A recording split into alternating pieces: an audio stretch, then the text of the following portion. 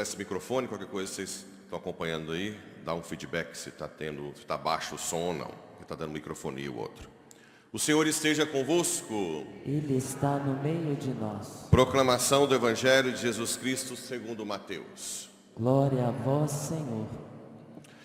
Naquele tempo disse Jesus: ai de vós, mestres da lei, e fariseus hipócritas, vós pagais o dízimo da hortelã, da erva doce e do cominho, e deixais de lado os ensinamentos mais importantes da lei, como a justiça, a misericórdia e a fidelidade. Vós deveríeis praticar isto, sem contudo deixar aquilo. Guias cegos, vós filtrais o mosquito, mas engolis o camelo. Ai de vós, mestres da lei e fariseus hipócritas, vós limpais o copo e o prato por fora, mas por dentro estáis cheios de roubo e cobiça. Fariseu cego, limpa primeiro o copo por dentro, para que também por fora fique limpo. Palavra da salvação. Glória a vós, Senhor. Acho que está com microfonia também esse, né? Tá. Tenta ver se muda, tira lá, Patrick. Tenta tirar a microfonia lá que tá tendo aí. A parte técnica são os problemas de hoje, né? Antigamente as igrejas não tinham nem microfone. O padre falava, tinha uma acústica pronta para nem ter que depender disso. Muito bem. A carta aos Tessalonicenses, a segunda carta, esse trecho aqui, especificamente, foi escrito depois que São Paulo escreveu a primeira carta aos Tessalonicenses, que foi o primeiro livro do Novo Testamento escrito. E São Paulo, como pastor, quis fazer o povo mover-se, né? O povo estava muito no banho-maria. Então ele começou a pregar que o reino de Deus está próximo, que Jesus está voltando. Depois ele descobriu que o povo, ao invés de rezar mais, fazer caridade, cruzaram os braços. Já que Jesus está voltando, eu não vou nem trabalhar, vou ficar de boa. Aí depois São Paulo ficou sabendo disso e escreveu uma outra carta, a segunda carta aos Tessalonicenses. E aí esse trecho aqui é o trecho que ele corrige um pouco. Não é que ele corrige. A primeira carta foi uma carta pastoral. Ele falou, porque na verdade o que acontece?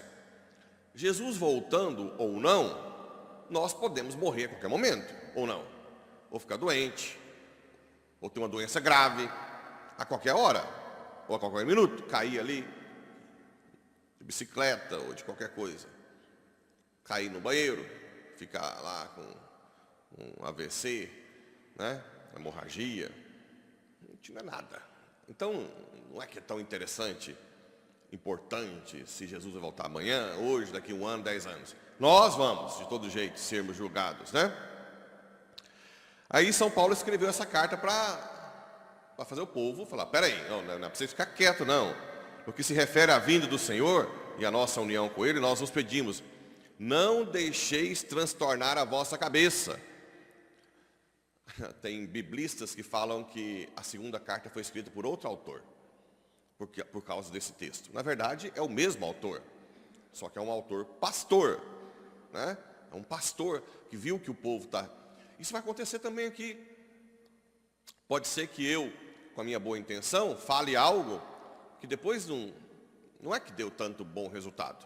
As irmãs vão falar comigo depois, que as irmãs estão lá ouvindo o povo, né? Olha, padre, o povo interpretou errado isso aí. Aí eu vou vir cá e corrigir.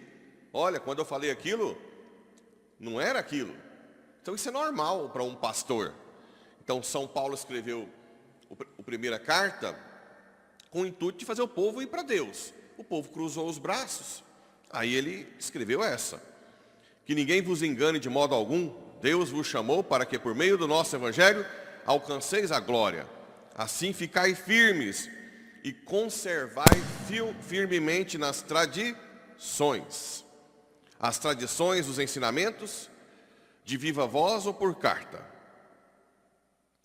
Nosso Senhor Jesus Cristo e Deus, nosso Pai, que nos amou em sua graça, nos proporcionou. Então ele fala, olha, continua firme nos ensinamentos, não para. Não é porque Jesus vai voltar, e não fica transtornado com isso. Igual quando a gente fala de inferno. Tem gente que acha ruim, não, mas, né? Mas era a forma que, por exemplo, São João Maria Vianney, o cura da Ars, usava em Ars. Porque em Ars ninguém queria saber de igreja. Então ele teve que falar do inferno. Principalmente para as crianças também. Tem muita gente que fala assim, não se pode falar de inferno para as crianças. Não pode não. E o povo fala de pornografia e é doidado, você não pode falar de céu e inferno. Vocês sabem que realmente o demônio odeia quando fala que ele existe, que existe inferno, né? Só para vocês terem uma noção, a Noruega tem um conselho tutelar que eles mesmos chamam de Gestapo. Gestapo é a polícia de Hitler, né? Porque é um conselho tutelar que pega muita criança e tira a guarda. E há uns anos atrás, uma criança na Noruega estava rezando para comer na escola. E as professoras disseram, não reze aqui na escola. Aí a criança respondeu, mas meu pai e minha mãe disse que se eu não rezar, eu posso ir para o inferno. Os professores entraram com ação, o conselho tomou a criança, quase ia perder a guarda, teve uma movimentação internacional para não acontecer isso, mas chegou a ficar 6 meses fora de casa, porque os pais falaram que se não rezasse, iria para o inferno. Então nós temos uma perseguição cada vez maior à fé, né? Está cada vez mais explícita, mas nós não podemos recuar na educação dos filhos, que existe o inferno, que existe a condenação, porque existe. E não é porque Deus é mau, é porque Deus leva a sério a sua decisão. Certo? É importante isso. Porque depois não tem ninguém para avisar, né? Lembra lá não tem. Ninguém vai voltar aqui para avisar. E no Evangelho, Jesus combatendo ainda a hipocrisia dos fariseus. Fariseus hipócritas. Vós pagais o dízimo, mas depois não seguem a justiça, misericórdia e fidelidade. Deve continuar pagando o dízimo, né? Fala aqui, ó, devereis praticar isso sim. Ajudar a igreja é um dos mandamentos da igreja, é um dos 5 mandamentos. Você não pode viver sem ajudar a igreja, além dos pobres, claro. É um mandamento da igreja. Quais são os 5 mandamentos da igreja? Ir à missa, participar da missa todinha, domingos e dias de festa e preceito, comungar pelo menos uma vez por ano, confessar pelo menos uma vez por ano, jejuar penitência quando a igreja manda, toda sexta-feira não comer carne, se comer tem que trocar, quarta-feira de cinzas e sexta-feira da paixão não comer carne e fazer jejum, não é isso? E dízimo, ou ajudar a igreja, certo? Então, isso, os 5 mandamentos, se você não segue, é pecado grave. Então, você não pode viver isento, porque a igreja vive da ajuda de cada um. Então, o dízimo, os fariseus devem, mas depois você tem que ser uma pessoa melhor. Tem gente que, por exemplo, se apega a dar o dízimo e não reza. Acha assim, não, estou ajudando a igreja financeiramente, Então eu toco a minha vida como se fosse independente de Deus, mas como eu estou ajudando a igreja, eu vou ser salvo. Não. Além de ajudar a igreja, você tem que ser uma pessoa melhor. Você tem que ser uma pessoa de oração, você tem que rezar, você tem que ser caridoso com os pobres, tem que ser uma pessoa agradável do trabalho. Você não pode ser um patrão que fica humilhando os funcionários o tempo inteiro. Você não pode ser um funcionário que está lá trabalhando mal, de uma forma ruim, né, esperando o tempo passar, sem trabalhar direito, com inveja do colega, porque trabalha mais que você. Aí como você é amigo do patrão, ou amiga, você vai lá e faz calúnia para o patrão mandar demitir a pessoa. E por falar nisso, só para vocês terem noção, pior que, deixa eu ver, vamos ver se eu consigo.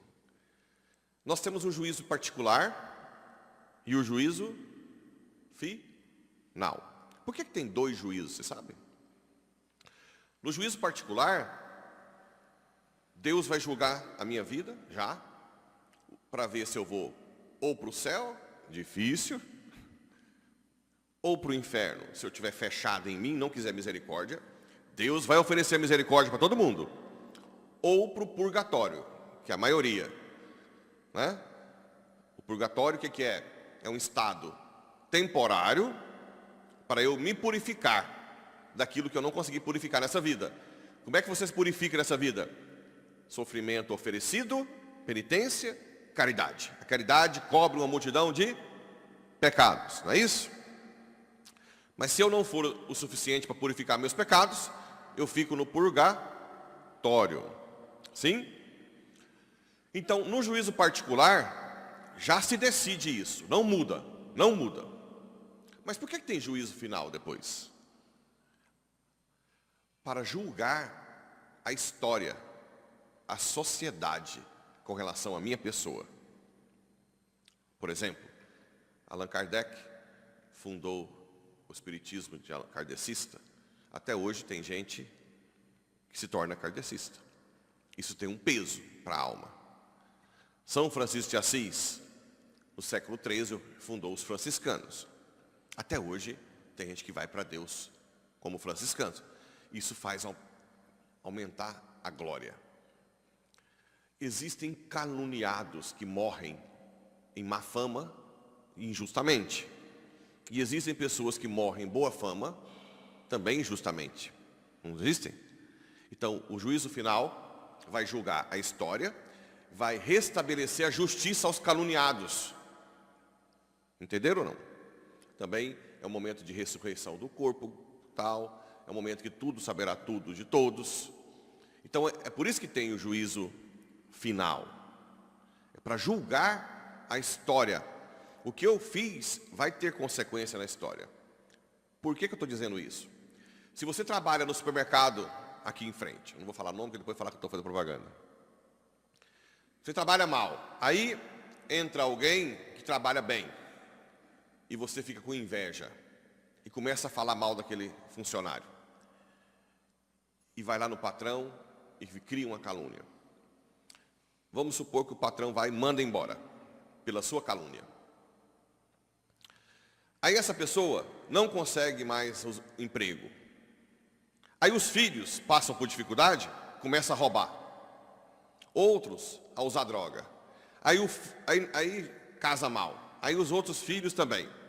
Você que caluniou, no juízo final, vai pagar por todas as consequências da história. Vocês entenderam como é que funciona? Tudo que aconteceu com aquela família, por causa da sua calúnia, você vai pagar no juízo final. Ou no inferno, com um fogo maior, ou um purgatório bem doído, maior, para quem ainda vai para o céu. Olha como é grave o negócio.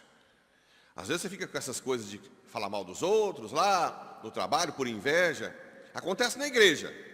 Eu abomino conversinhas, eu abomino. É uma coisa que, assim, eu sou o cara mais aberto do mundo. Você pode até danar comigo, brigar, tá, não estou nem aí. Mas conversinhas de inveja e ciúme, eu fico louco. Eu não tolero, é uma coisa que eu não... igreja tem que ser um lugar de exemplo. Se você está com inveja, aqui ó, capela, Senhor, tira esse sentimento ruim do meu coração, né? Coloca um coração diferente, me faça uma pessoa melhor, deixa eu amar o meu próximo. Isso acontece muito na igreja. Por favor, não venham falar de fulano de tal, que sei lá o quê, né? A não ser que seja alguma coisa que eu tenha que intervir. Porque é horrível uma pessoa que fica criando calúnia. Ah, essa pessoa chegou aí e você não conhece quem ela é. Eu sei quem é. É claro, todo mundo aqui na igreja é doente, ué.